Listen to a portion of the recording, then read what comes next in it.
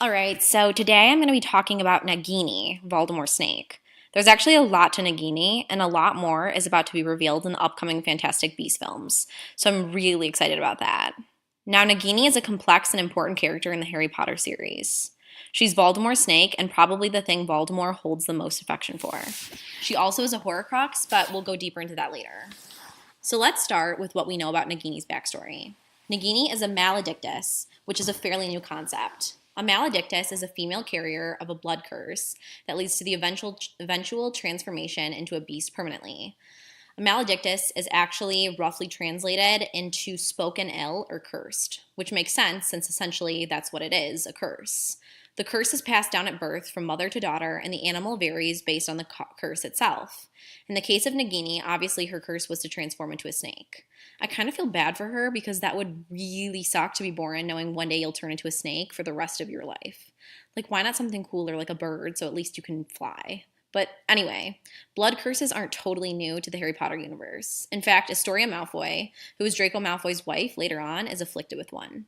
But then again, that's from the Cursed Child, which, don't get me started, is not canon. It is not canon. I'll probably have another discussion on that later.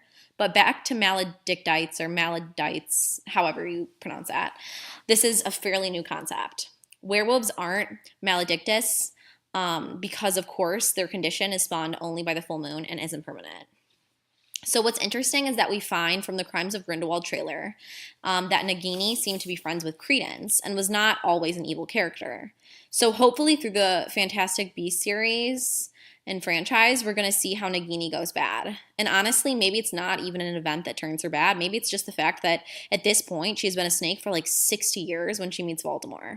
And given she's been alone without human contact for over 60 years, she of course is going to be happy when she finds another human she can talk to, even if it is a sadistic, murdering psychopath like Voldy. So I think maybe she could have went from normal, sane human being to Voldemort's murdering snake that we all know and love just by being desperate for affection and friendship. So one of the most important things to realize about Nagini is she is the closest thing Voldemort has to affection. Voldemort is unable to love due to the fact that he was actually conceived under a love potion. So basically he's doomed to spend the rest of his life without love. But the closest he comes to caring about something besides himself is definitely Nagini. It actually says this in Harry Potter and the Half-Blood Prince when Dumbledore says, "I think he is perhaps as fond of her as he can be of anything." So when did the snake actually meet Voldemort? Well, we don't hear a reference to Nagini until the Goblet of Fire, and it's probably safe to assume Voldemort met Nagini while he was hiding out in the Albanian forest. We first hear about her in the opening chapter of Goblet of Fire, when she eats the body of the poor Muggle Frank. We also see in this scene Voldemort talking parcel tongue to Nagini, which is kind of creepy. Later in the Goblet of Fire, when Voldemort explains to his Death Eaters what he has been doing for the past 13 years after his famous demise, he mentions Nagini as an essential aspect of his survival before he gets his body. He even has Wormtail milk Nagini so he could live off her venom to keep up his strength. One of the reasons I believe this was a thing is because I have a theory Nagini is immortal herself. Anyway, another reason Voldemort and Nagini are so close beyond the fact that they both speak Parseltongue is because Nagini herself was made into a Horcrux with the murder of Bertha Jorkins. But the funny thing is, and J.K. Rowling got like a lot of slack for this, is why would Voldemort make a Horcrux in a mortal being? Think about this. The whole point of Voldemort making Horcruxes is to become immortal. So why would he put his soul into a mortal being that will eventually die? That's where my theory comes from about Nagini's immortality. Plus, at this time, she already would be about 80 years old.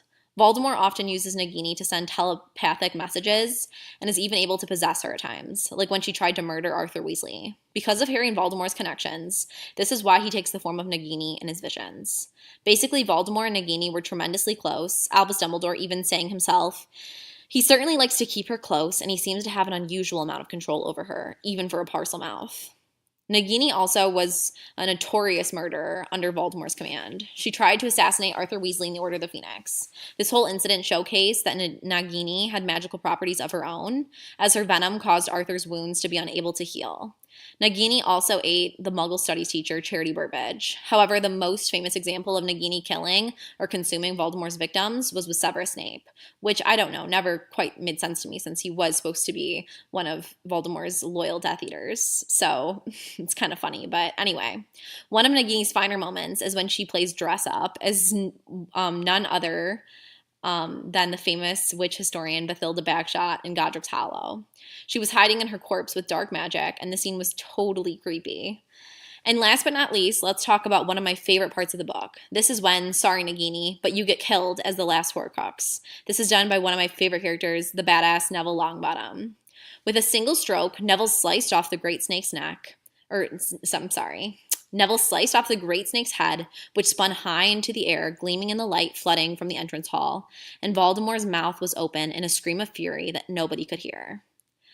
Anyway, I'm so excited to see what they're going to do with Nagini and her backstory and character development. I mean, how will she come to side with Voldemort? I'm sure this will all be revealed soon in the upcoming Fantastic Beasts movie. Anyway, thank you for watching, and be sure to subscribe to my channel for more Harry Potter related videos.